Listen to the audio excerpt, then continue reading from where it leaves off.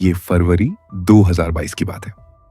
दो दोस्त थे रायकिया के, जो ओडिशा के एक छोटे से कस्बे से थे और अपनी मोटरसाइकिल पर घर लौट रहे थे। वो अभी नौरंगपुर कस्बे से गुजरे थे और भवानीपटना, जो ओडिशा का एक और कस्बा है, के करीब आ रहे थे कि एक पीसीआर वैन जो रात की गश्त कर रही थी उनके पास रुक गई। पुलिस वालों ने उन्हें देखते ही कहा कि अपनी बाइक सड़क के किनारे लगा दो। रात के 12:15 बजे थे और पुलिस का ऐसे पास आना उन्हें डराने वाला लगा। वे अपनी बाइक सड़क के किनारे लगाकर खड़े हो गए और तब उन्होंने देखा दो अफसर पीसीआर वैन से निकलकर उनके पास आए। जैसे ही वे करीब पहुंचे, दोनों अफसर जोर से उनसे पूछताछ करने लगे। लेकिन जब उन्होंने बताया कि वे राय में रहते हैं और वहीं जा रहे हैं, तो पीसीआर वैन के अंदर बैठे एक कांस्टेबल ने हेड इंस्पेक्टर से पूछा, साहब, ये राय जा रहे हैं, इन्हें जाने देना चाहिए। राय का नाम सुनते ही अंदर बैठे सारे पुलिस वाले हैरानी से उन्हें देखने लगे। इस वक्त रात की गश्त पर मौजूद पुलिस उन्हें रोकना चाहती थी, लेकिन हालत ऐसी थी कि उनके लिए मानना नामुमकिन था। और इस दौरान वे कुछ ऐसा सामना करने वाले थे जो रात में सफर करने वाले किसी भी इंसान की रूह तक ठंडा कर देने वाला था। यह कहानी है चंद्रकांत और उसके दोस्त अमित की। दोनों ओडिशा के कंधमाल जिले के छोटे से कस्बे रायकिया के रहने वाले हैं। चंद्रकांत का जन्म स्थान ओसा के कट्टक जिले में है, लेकिन उनके पिता की नौकरी की वजह से वे लोग रायकिया में रह रहे हैं। अमित, जो उनका यहां दोस्त है, उनसे 2 साल छोटा है, लेकिन उनकी दोस्ती बहुत अच्छी है। वे एक दूसरे से अपने दिल की बातें शेयर करते हैं और जब भी बाहर जाते हैं साथ ही जाते हैं। अब फरवरी 2022 है। चंद्रकांत ने अपनी बैचलर ऑफ आर्ट्स की डिग्री पूरी कर ली है और गेट की तैयारी कर रहा है। चंद्रकांत और अमित की दोस्ती दूर से भी मजबूत है। चंद्रकांत की गर्लफ्रेंड राजखारिया टाउन ओडिशा में रहता था और उसके दोस्त अमित की गर्लफ्रेंड जयपुर टाउन ओडिशा में रहती थी।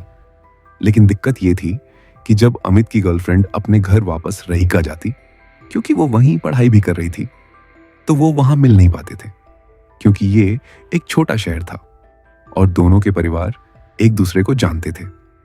वो दूर से ही सड़क के किनारे खड़े होकर मिलते थे, कभी कभी घर की छत पर भी आ जाते थे और बस ऐसे ही मिलते थे। 23 फरवरी 2022 को अमित की गर्लफ्रेंड का जन्मदिन था। उसने चंद्रकांत से कहा, आज उसका जन्मदिन है, मुझे जाना है, तुम भी अपनी गर्लफ्रेंड से मिलो। चंद्रकांत बिना सोचे समझे मान गया। लेकिन जब वह घर पहुंचा तो उसे पता चला कि हमारी दोनों गर्लफ्रेंड्स बिल्कुल उल्टे दिशाओं में रहती हैं, जयपुर और राजघरियार टाउन। अगर हम दोनों एक दूसरे से मिलना चाहते थे तो हमें एक दिन में काफी दूरी तय करनी पड़ती, लेकिन प्यार का जुनून इतना जोरदार था कि दोनों ने इस बात को बिल्कुल नजरअंदाज कर दिया। उनको जो दूरी तय करनी थी उसके हिसाब से। चंद्रकांत के पास एक एफजी बाइक थी, तो उन्होंने फैसला किया कि उसी बाइक पर घर से निकलेंगे। अब यह समझने के लिए कि ये लोग कहां जा रहे थे और कौन सा रास्ता लिया, आपको ये खास तस्वीर देखनी पड़ेगी। जिस तस्वीर में आप राइटिंग देख रहे हो, वहीं चंद्रकांत और अमित रहते थे। यहीं से वे 220 किलोमीटर की दूरी तय करके राजखारियार जाते थे। चंद्रकांत की गर्लफ्रेंड राजखारियार में रहती थी। अब अमित की गर्लफ्रेंड जयपुर में बस थोड़ी दूर पर रहती थी, तो जयपुर पहुंचने के लिए उन्हें पहले राजखारियार से भवानीपटना जाना पड़ता था और फिर भवानीपटना से जयपुर की तरफ थोड़ा सा रास्ता अलग हो जाता है, सही है। इसी भवानीपटना से एक और रोड निकलती है राय टाउन की तरफ और वो लोग वहीं से घर लौटने वाले थे। उम्मीद है पूरा नक्शा तुम्हें समझ आ गया होगा। अब ध्यान से बाकी कहानी सुनो। अगले दिन सुबह 5:30 बजे दोनों चंद्रकांत की मोटरसाइकिल पर अपने अपने गर्लफ्रेंड से मिलने निकले। दोपहर 12:30 बजे दोनों राजखारियार के लिए रवाना हुए। वे चंद्रकांत की गर्लफ्रेंड के घर पहुंचे। चंद्रकांत, वहां उसकी मुलाकात होती है और करीब 1.5 घंटे बाद दोनों राजखारियार से जयपुर की तरफ लौटने लगते हैं। अमित की गर्लफ्रेंड जयपुर में रहती है लेकिन जयपुर पहुंचने से पहले वे भवानीपुर नाम के एक छोटे से कस्बे से गुजरते हैं। ये असल में एक छोटा जंक्शन है जहां वे रुककर खाना खाते हैं। भवानीपुर पटना से जयपुर तक लगभग 160 किलोमीटर की दूरी पर है और वहां खाना खाने के बाद वे जयपुर के लिए निकल पड़ते हैं। चंद्रकांत बताते हैं कि पूरा रास्ता एक घाटी से होकर गुजरता है। रास्ते में उन्हें एक जंगल भी मिला, लेकिन दिन के वक्त जंगल बहुत खूबसूरत है, तो वो धीरे धीरे चलते हैं, जंगल के नज़ारों का मजा लेते हुए, जब तक वो आखिरकार जयपुर पहुंचते हैं और यहीं से पूरा ड्रामा शुरू होता है। जयपुर पहुंचते पहुंचते शाम के 6 बज गए होते हैं। अमित चंद्रकांत से कहता है, भाई अपनी बाइक दे दे मुझे, मैं अपनी गर्लफ्रेंड से मिलकर आता हूं, तुम यही रुकना। चंद्रकांत भी मान जाता है। वो कहता है, ठीक है, तू बाइक लेकर चला जा। चंद्रकांत एक पार्क में रुक जाता है।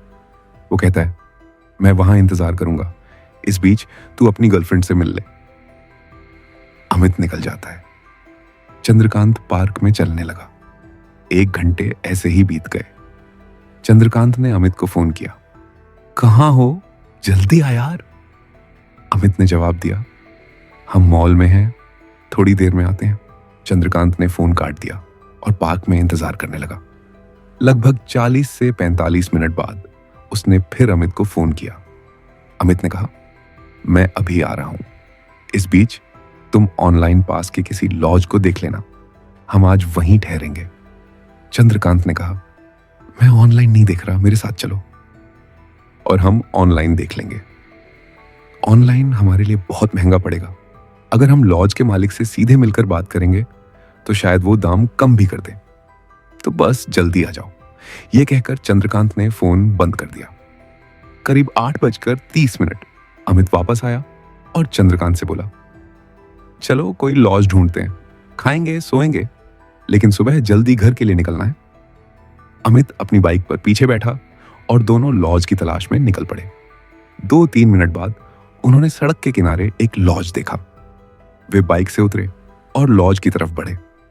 जैसे ही वे लॉज के पास पहुंचे, अमित का फोन बजा। कॉल उसके ऑफिस से था। अमित एक प्राइवेट कंपनी के अकाउंट्स डिपार्टमेंट में काम करता था। कॉल करने वाला उसका सीनियर था। उसने कहा, भाई जो रिपोर्ट तुमने दी है उसमें कुछ गलती है, उसे कल सुबह 9 बजे से पहले ठीक करना होगा।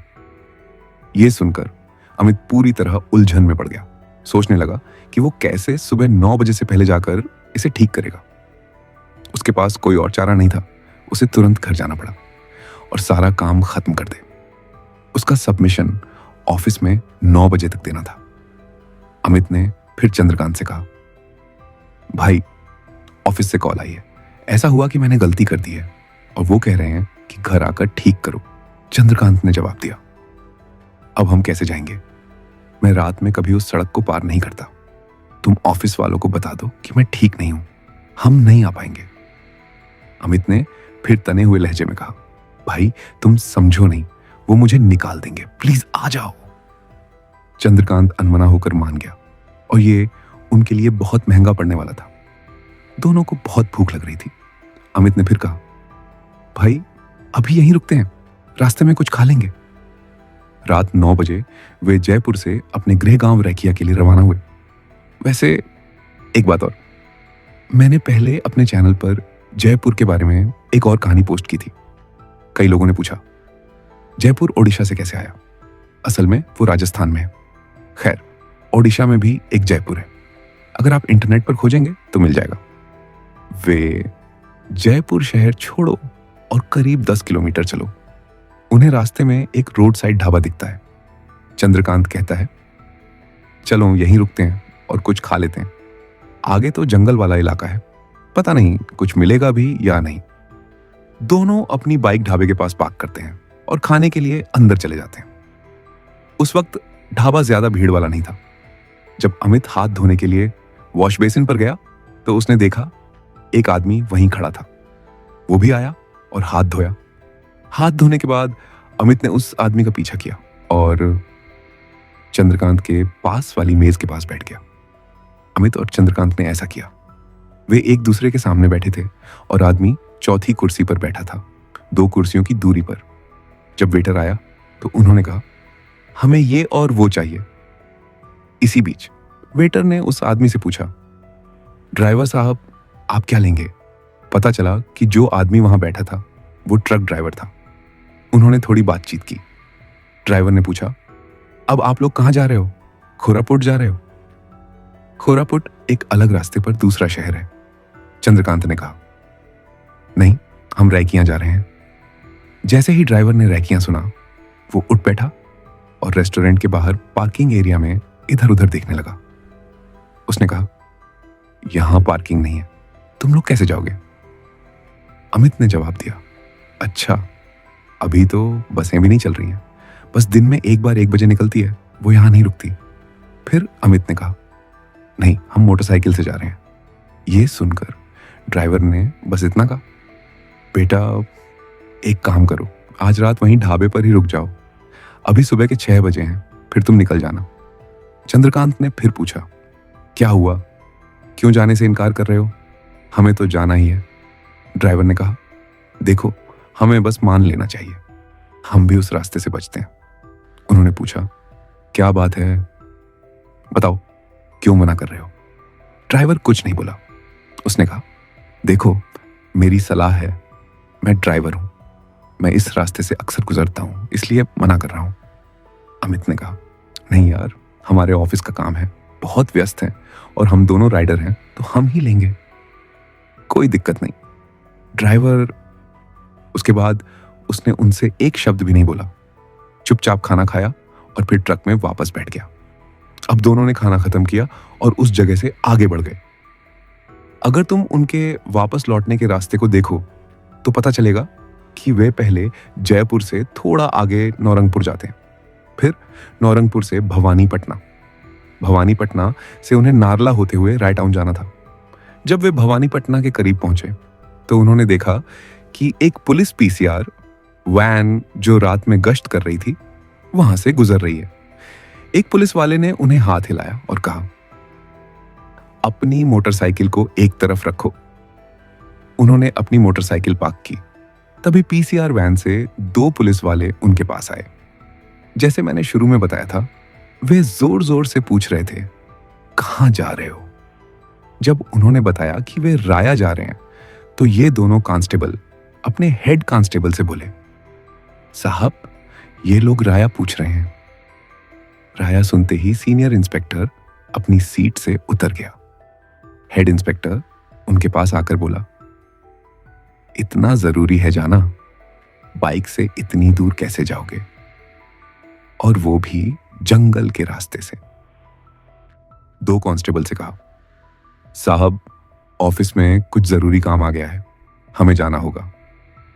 सीनियर इंस्पेक्टर ने फिर दोनों कांस्टेबल से कहा, उनकी फोटो खींचो, उनके आधार कार्ड और पूरी बाइक की फोटो लो, फिर उन्हें जाने दो। कांस्टेबल ने वैसा ही किया। उनकी बाइक, नंबर प्लेट, फोटो और सारी चीजों की फोटो खींचने के बाद उसने उनसे कहा, देखो, तुम लोग माने नहीं, अब बहुत ध्यान से जाओ। दोनों ने कहा, जी हाँ, ठीक है साहब, चिंता मत कीजिए। इतना कहकर वे भवानीपटना इलाके को पार कर गए।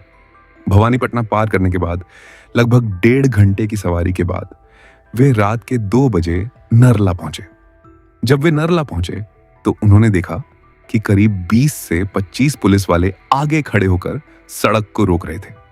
वे अपनी मोटरसाइकिल्स पुलिस वालों के पास रोके। फिर उन्होंने कहा, सुनो, आगे मत बढ़ो। आगे रामपुर का जंगल है, जहां 2-3 चोरी और हत्या की वारदातें हो चुकी हैं। एक अपराधियों का गिरोह वहां सक्रिय है और जंगल के आसपास के गांव वाले रात को रास्ते पर पहरा देते हैं। अगर तुम गए तो वो तुम्हें चोर समझकर मार भी सकते हैं। अभी मत जाना। चंद्रकांत फिर कहता है, सर, वो हमें क्यों मारेंगे? हम तो बस 2 लोग हैं बाइक पर, हमारे लिए जाना बहुत जरूरी है। एक पुलिस वाला इशारा करते हुए कहता है, देखो, उस रास्ते पर जंगली जानवर होते हैं और कई अजीब घटनाएं होती हैं, अभी मत जाना। अमित फिर कहता है, भाई, हम तो लगभग 60% रास्ता पहले ही पूरा कर चुके हैं, बस 40% बाकी है और ऑफिस भी है। जो काम करना था। तो दोनों ने ये सब पुलिस को बता दिया। उन्होंने समझाया, अब वे क्या कर सकते थे? वे बेबस थे। पुलिस वालों ने कहा, ठीक है जा सकते हो, लेकिन सावधान रहना। अगर गांव वाले रोकें तो चुपचाप रुक जाना और उन्हें बता देना कि हम सिर्फ रायकियां जा रहे हैं, भागने की कोशिश मत करना। दो पुलिस वालों से बात करके वे आगे बढ़े। जैसे ही वे पुलिस चेक पोस्ट से गुजरे, तेज बारिश होने लगी। ठंड भी थी, तो चंद्रकांत बाइक चला रहा था और बहुत ठंड लग रही थी। अमित लड़का चंद्रकांत के पीछे बैठा था, उसे कसकर पकड़ते हुए। बारिश में 6 किलोमीटर चलाने के बाद अमित ने कहा, रुक जाओ भाई, मुझे टॉयलेट जाना है। चंद्रकांत ने कहा, ठीक है, मैं सड़क के किनारे रुकता हूं, जल्दी आओ। इतनी तेज बारिश हो रही है, चलाना मुश्किल हो रहा है। अमित थोड़ी देर टॉयलेट गया, फिर वापस आया और बाइक पर चढ़ा। चंद्रकांत ने पूछा, सही से निपटा लिया? अमित बोला, हाँ ठीक है। चंद्रकांत ने बाइक स्टार्ट की और धीरे धीरे आगे बढ़ने लगा। तेज बारिश की वजह से नजर कम हो गई थी और चंद्रकांत मोटरसाइकिल चलाना उसके लिए बहुत मुश्किल हो रहा था। उसने अमित से कहा, अगर मैं संभाल नहीं पाया तो आगे जरूर कोई झोपड़ी होगी, वहां थोड़ी देर रुक जाएंगे, बारिश थम जाए तो चलेंगे। अमित ने बस इतना कहा। वहां से 1 किलोमीटर और चलेंगे। वहां से 1 किलोमीटर और चलाने के बाद चंद्रकांत ने अपनी बाईं तरफ एक झोपड़ी देखी, ऐसी जहां गायें बंधी होती हैं। उसने मोटरसाइकिल रोकी और दोनों उतरे और झोपड़ी के नीचे खड़े हो गए। अंधेरा होने लगा था तो चंद्रकांत उसने अपनी मोटरसाइकिल के हेजर लाइट्स ऑन कर दी थी ताकि कोई उन्हें चोर न समझ बैठे। इस बीच चंद्रकांत बाकी किसी चीज पर ध्यान नहीं दे रहा था। उसकी पूरी नजर बाइक और बारिश पर टिकी थी। उम्मीद कर रहा था कि बारिश थम जाए। कुछ देर बाद जब बारिश थोड़ी कम हुई तो उसने अमित से कहा, चलो बैठो, वापस चलते हैं। और भाई, ये कहकर जब चंद्रकांत ने अमित की तरफ देखा तो उसने देखा कि अमित भीगा तक नहीं था। चंद्रकांत की पूरी शर्ट और जैकेट सभी गीले हैं, पर अमित बिल्कुल सूखा है। उसके शरीर पर पानी का कहीं भी निशान नहीं है। यह देखकर चंद्रकांत अमित से कहता है, अरे तुम तो बिल्कुल भी गीले नहीं हुए, मेरा पूरा बदन भीग चुका है, पानी तो पैंट में भी घुस गया है, तुम ऐसे सूखे कैसे खड़े हो? अमित जवाब देता है, चल भाई जल्दी कर, बारिश अभी अभी रुकी है, ऐसे झगड़ा क्यों कर रहे हो? अमित छत से बाहर निकलता है और चंद्रकांत को आने का इशारा करता है। चंद्रकांत जाकर अपनी मोटरसाइकिल पर बैठ जाता है। इस बार क्योंकि उन्हें जल्दी अपनी मंजिल पर पहुंचना है, वो ज्यादा सवाल नहीं करता। वे आश्रय स्थल से 3 किलोमीटर दूर जाते हैं। जब वे 3 किलोमीटर आगे बढ़े तो हेडलाइट्स सड़क पर पड़ने लगीं और उसने देखा कि सड़क पर 10 से 15 लोग खड़े थे। उनमें से 5 से 6 के हाथ में लाठी थी। वे वही गांव वाले थे जिनके बारे में पुलिस ने चेतावनी दी थी। जब वह उनके करीब गया तो उन्होंने उसे रोकने की कोशिश की। वह अपनी मोटरसाइकिल लेकर रुक गया। गांव वालों में से एक आया और चंद्रकांत से पूछा, डर नहीं लगता? कहां जा रहे हो? चंद्रकांत ने जवाब दिया, हम राइयां जा रहे हैं। तब आदमी ने जवाब दिया, तुम अकेले जा रहे हो, तुम्हारी हिम्मत कमाल की है। चंद्रकांत ने कहा, तुम अकेले कह रहे हो? मेरा दोस्त तो मेरे पीछे बैठा है ना? आदमी बोला, और कोई वहां बैठा है क्या भाई? तुम अकेले ही इस मोटरसाइकिल पर हो? यह सुनकर चंद्रकांत ने अपना सिर घुमाया और देखा कि उसकी बाइक पर कोई नहीं था। अमित गायब था। उसे तुरंत पसीना आने लगा। उसने ज्यादा प्रतिक्रिया नहीं दी।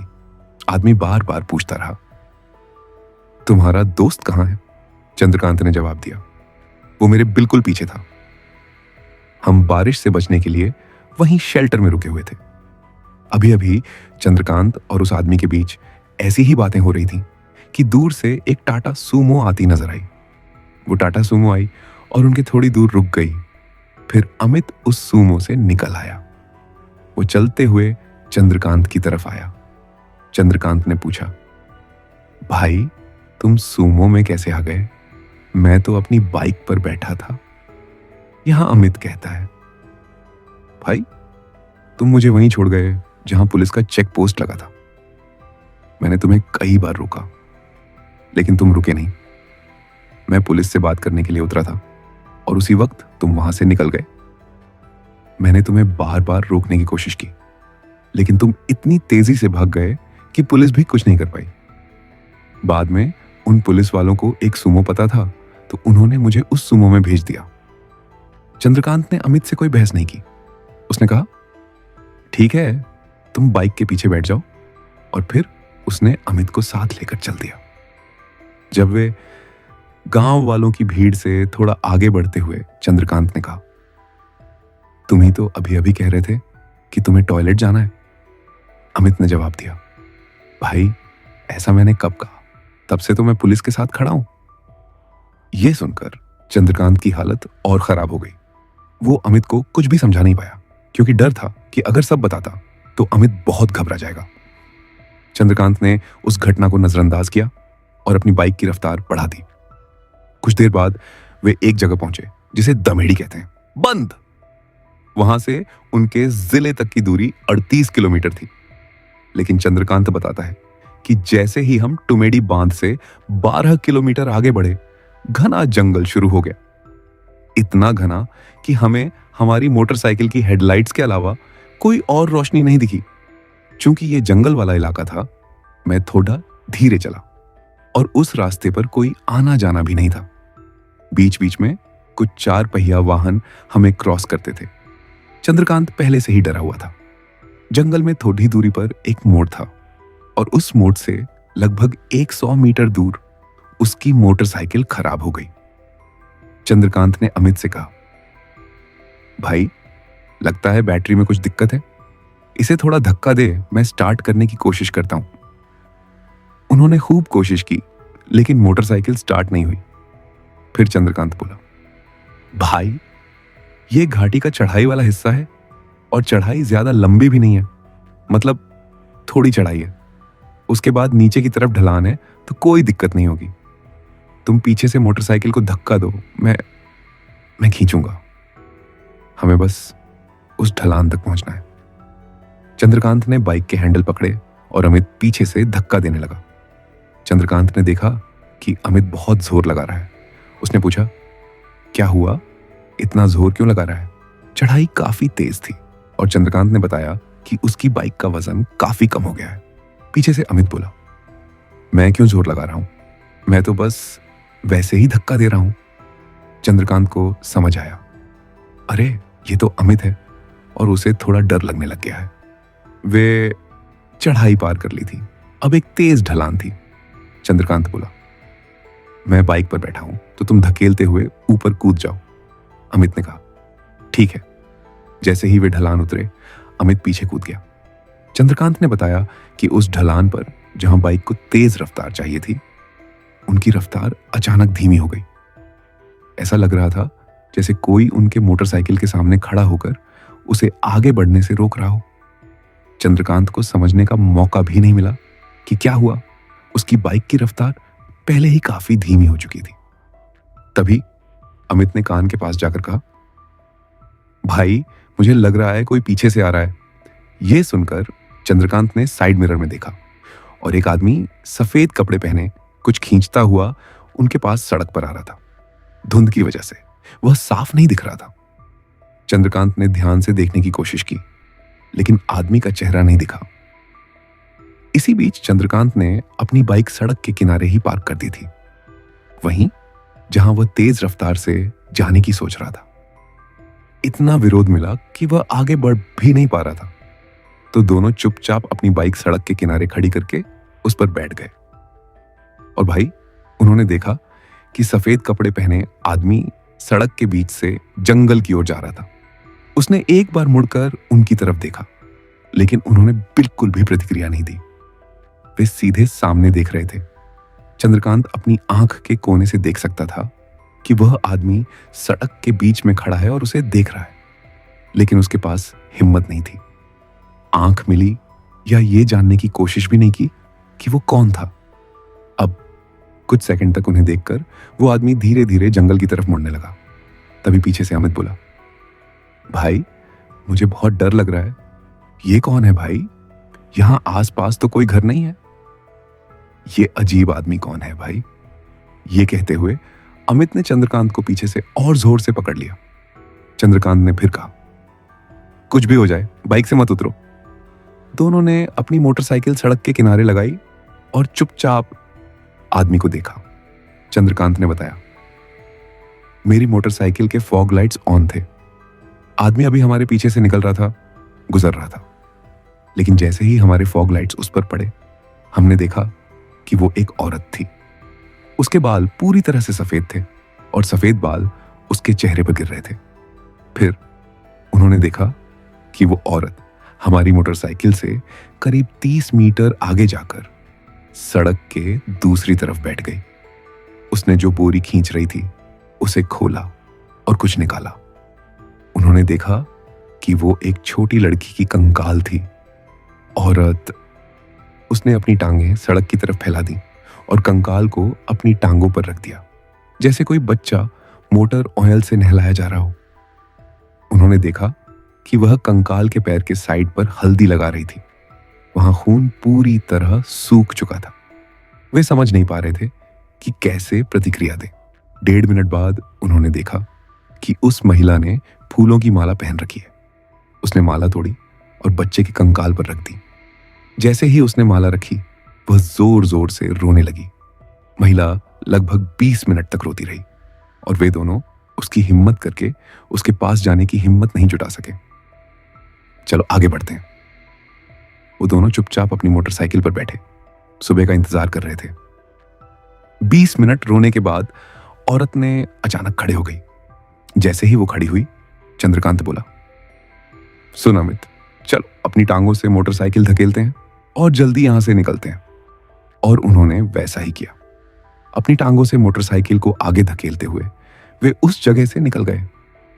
जैसे ही वे सड़क के किनारे खड़ी उस औरत के पास से गुजरे, चंद्रकांत को अचानक कुछ सोचने लगा। वो मुड़ा और देखा कि वह क्या कर रही है। जैसे ही वो मुड़ा, उसने सड़क के किनारे पेड़ से लटकी एक औरत को देखा। उनकी रूह कांप गई। उन्होंने मोटरसाइकिल को तेजी से ढलान से नीचे घुमाया और इसी बीच उनकी मोटरसाइकिल स्टार्ट हो गई। वे वहां से 3 किलोमीटर दूर चले गए। वहां उन्होंने एक गांव वाले को देखा। वो आदमी कभी गांव में बाहर टॉयलेट इस्तेमाल करने नहीं जाता था, लेकिन आज सुबह जल्दी बाहर निकला था। वे उसके पास मोटरसाइकिल रोक कर रुके। दोनों जोर से सांस लेने लगे। चाचा ने पूछा, क्या हुआ, इतनी जल्दी कहां से आ रहे हो? तब चंद्रकांत ने उसे सब कुछ बता दिया। चाचा ने फिर उससे कहा, बेटा, अगर तुम मोटरसाइकिल से उतर गए होते तो तुम्हारे शव इस जंगल में नहीं मिलते। फिर चाचा ने पीछे की कहानी बताई। उन्होंने कहा कि कुछ साल पहले एक औरत अपने पति और 7 महीने के बेटे के साथ इसी रास्ते से जा रही थी। वे मोटरसाइकिल पर थे और उनकी कार से टक्कर हो गई। उसका पति वहीं मर गया और उसका 7 महीने का बेटा भी सिर से खून बहाने लगा। पति का शव और बेटे को एक हाथ में पकड़कर वो मजबूर होकर उन्हें गांव तक खींच कर ले जाना चाहती थी। जब वह हादसे की जगह से 40 मीटर आगे गई तो उसे पता चला कि उसकी बेटी भी मर चुकी है। गम से बेहाल होकर उसने अपने पति और बेटी के शव सड़क के किनारे रख दिए और देर तक रोती रही। शाम को लोग उन्हें गांव ले जाने की कोशिश करने लगे, लेकिन उसने मना कर दिया। अगले सुबह राहगीरों ने देखा कि वह औरत पेड़ से लटकी हुई थी और आज भी उसकी आत्मा उस जंगल में भटकती है। करीब 1 साल पहले यह औरत उस जंगल से गुजरने वाले कई लोगों को अपना शिकार बनाती थी। उनकी आत्माएं भी यहां घूमती हैं, राह चलते लोगों को धोखे में डालकर अपना शिकार बनाती हैं। तुमने अपनी बाइक नहीं छोड़ी थी, ये बड़ी अच्छी बात थी बेटे। अंकल की बात सुनकर ये लोग वहीं बैठे, कुछ पानी पिया और फिर सुबह घर लौट गए। अगर आपको ये वीडियो पसंद आया हो तो चैनल को सब्सक्राइब जरूर करें और बेल आइकन दबाना न भूलें, ताकि ऐसी ही और वीडियो सबसे पहले आप तक पहुंचे।